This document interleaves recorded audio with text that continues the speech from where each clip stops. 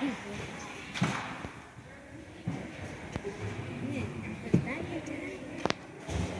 gonna let nobody turn me around. I'm gonna keep on walking, keep on talking, walking into freedom land. God is good all the time. All right, get out to the church. Do y'all watch reality shows? There's a lot of reality shows out there, right? And sometimes I wonder, why can't they have a reality show in church history? Because everybody and their mama got a reality show, right?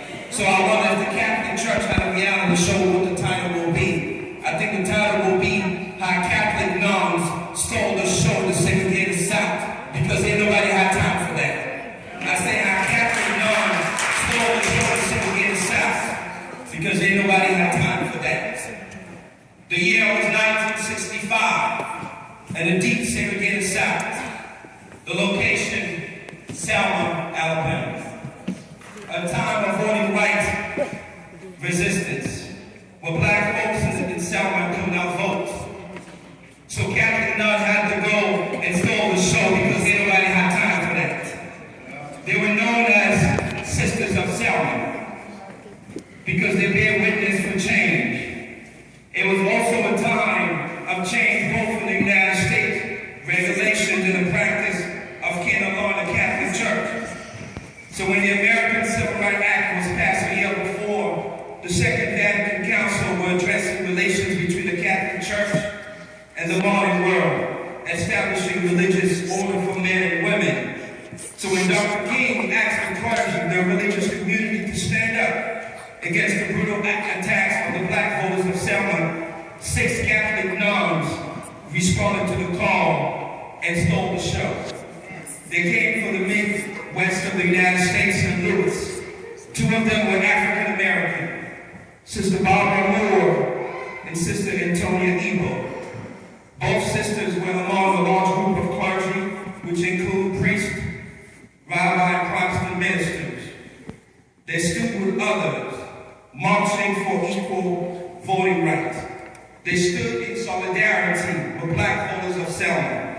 They stood with white people, with priests, lay people, Jews, Catholic, and Protestant, to remind the United States of America that we are created in God's image. And Dr. King told black folks in Selma, this is not just a Negro struggle.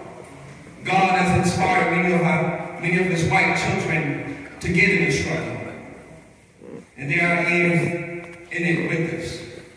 We must be clear that the tension in our nation is not merely between black men and white men, but it is the tension between justice and injustice. So these Catholic nuns from St. Louis were among the first to protest the brutality, and at a time also when church leaders were now willing to discuss the treatment of African Americans in the South. Many white congregations did not even welcome African Americans. In fact, the Archbishop of Birmingham at the time prohibited the sisters to join the march because they are not allowed to participate in any political activity. The sisters were told by the state trooper, the sheriff, to go home and go to your church. Go home, sister. But these courageous nuns joined the protest, challenged the scenes of racism, challenged authority, and took their faith into the street of Selma and stole the show, because ain't nobody had time for that. And when things got tested, the streets were covered with blood. Their faith grew stronger. And Sister Ebo told them it was not easy, it was very intimidating. We were scared, but we didn't care. We didn't care if we're going to be followed by the FBI, because it is one thing to have right on a piece of paper, but if you cannot express that right in the way you live, then something has to give. Sister Eva and the other sisters realized it was time for the church to become visible, to give witness to the right of every human being. The black leaders of Selma welcomed the presence of many white priests, white nuns, devoted Catholics, women, who risk their personal safety to bring change, and always looking for change in the process. Black folks in Selma attest to the significance of the Catholic clergy in time when many white congregations did not receive blacks in their communities. But Sister Ann Benedict stood up and told them, we're going to serve God. We're going to serve humanity and walk by faith. So church, to summarize, that's how Catholic Nuns stole the soul in Segregated South, because ain't nobody had time for that. They stood up for change. So today we have to continue to stand up for change and continue to eradicate shades of racism.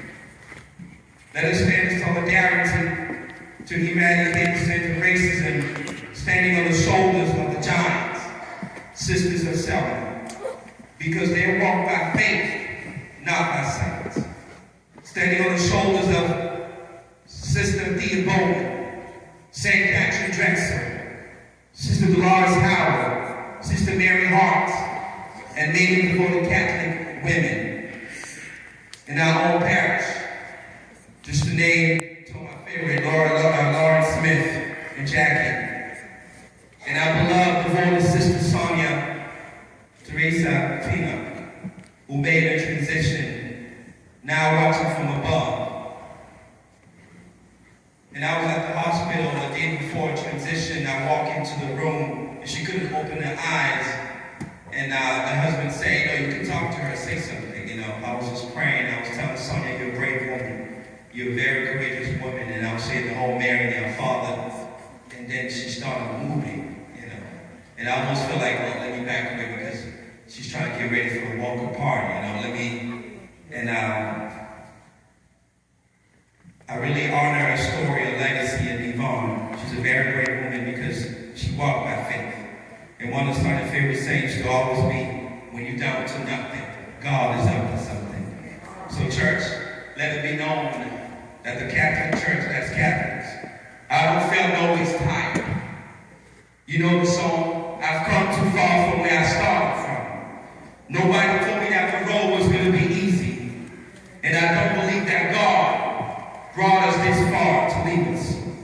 This is why today I woke up this morning with a Catholic attitude. If anybody asks me about the role of women in the Catholic Church, tell them that they do a lot of business with Jesus Christ. And the real scandal is not on Thursday nights, but it's every day when institutional racism takes forms and laws, practices, policies, and procedures of institutions. And when women of God stand up for justice, they always tell the show. Ask the sisters of Selma. Ask Sister Mary and Tona Ebo and the others. Sister Barbara Moore, because they stole the show in the Segregated South. And changed the South, stood up for change, stood up for what's right, because there ain't nobody had time for that. Thank you.